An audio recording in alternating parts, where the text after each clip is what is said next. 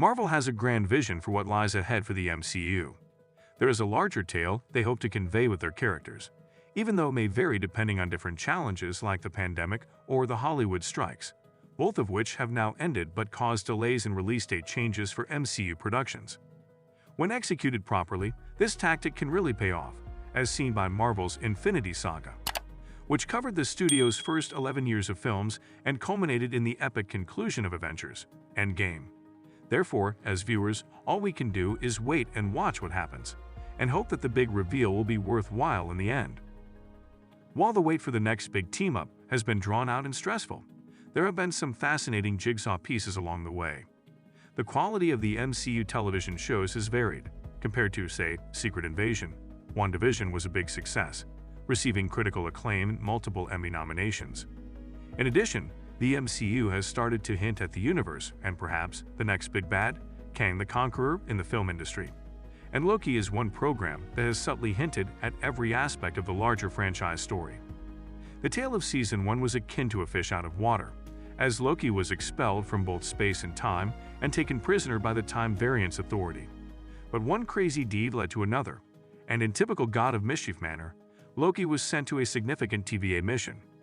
Oh, and he also met the strong Sylvie along the road, who accompanied him in meeting He Who Remains, a descendant of Kang the Conqueror, the true TVA controller, whom Sylvie later assassinated. With Sylvie, Loki, and their small group of TVA pals having to work together to save all of time and space while simultaneously trying to survive themselves, Season 2 is even more action-packed than Season 1.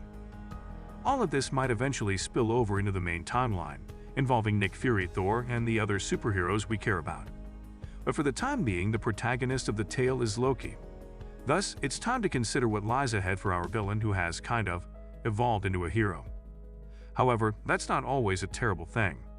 Since the season has only recently begun, it is unusual for a program to get renewed right away, particularly one produced by Marvel Studios.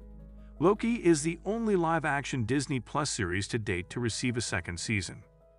Given that Marvel has a larger, and maybe altering, plan for all of this, it wouldn't be shocking if at some point Loki's storyline spilled over into a next MCU movie or put Loki in the path of another superhero.